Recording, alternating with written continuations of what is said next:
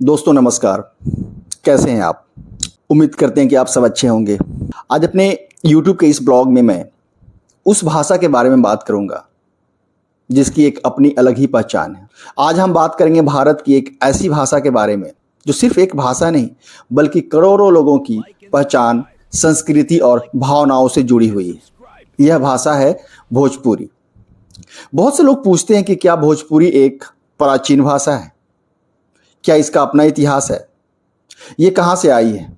इसे कितने लोग बोलते हैं? और क्या भविष्य में इसे भारतीय संविधान की 8वीं अनुसूची में जगह मिल सकती है?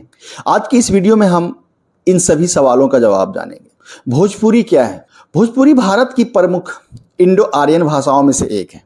मुख्य रूप से बिहार के पश्चिमी और उत्तरी क्षेत्रों, पूर्वी उत्तर प्रदेश और झारखंड के कुछ क्षेत्रों में बोली जाती है। इसके अलावा नेपाल के तराई क्षेत्रों में भी एक बड़ी संख्या में लोग भोजपुरी बोलते हैं।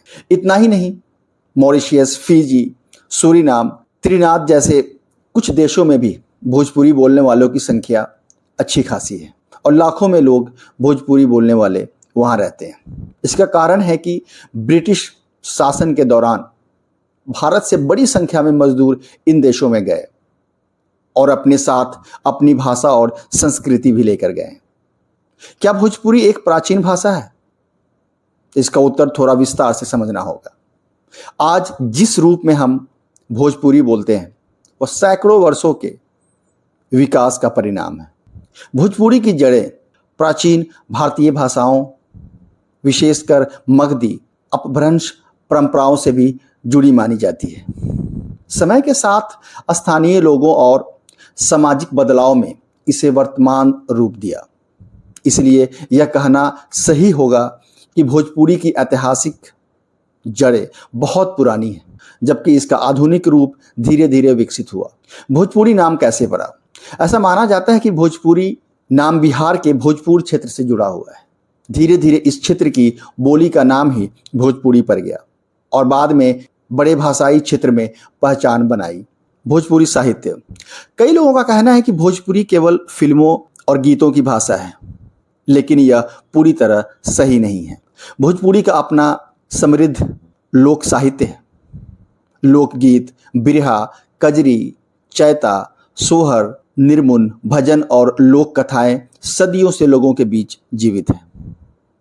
भिखारी ठाकुर जैसे महान लोक कलाकारों ने भी भोजपुरी साहित्य और रंगमंच को नई पहचान दी। उनके नाटक आज भी समाज को आईना दिखाते हैं। भोजपुरी सिनेमा और संगीत, आज भोजपुरी फिल्म उद्योग भारत के बड़े क्षेत्रीय फिल्म उद्योगों में गिना जाता है। हर साल कई फिल्में और हजारों गाने रिलीज होते हैं। हालांकि कई बार भोजपुरी संगीत में अश्लीलता को लेकर आलोचनाएं भी होती हैं, लेकिन दूसरी ओर कई कलाकार ऐसे भी हैं जो साफ सुथरे पारिवारिक और सांस्कृतिक गीतों के माध्यम से भोजपुरी की गरिमा बनाए रखने का प्रयास कर रहे हैं। दुनिया में भोजपुरी, आज दुनिया के कई देशों में भोजपुरी बोली जाती है। मॉरिशियस और फिजी जैसे देशों में आज भी लोग अपने पूर्वजों की भाषा को गर्व से बोलते हैं। वहाँ भोजपुरी केवल भाषा नहीं बल्कि उनकी संस्कृति, पहचान का हिस्सा है। क्या भोजपुरी को 8वीं अनुसूची में शामिल किया जाना चाहिए? यह कई वर्षों से चर्चा का विषय है। भोजपुरी बोलने वाले करोड़ों लोग चाहते हैं कि इसे भारतीय संविधान की 8वीं अनुसूची में शामिल किया जाए। समर्थकों का मानना है कि इससे भाषा को अधिक सरकारी मान्यता, शिक्षा और संरक्षण मिलेगा।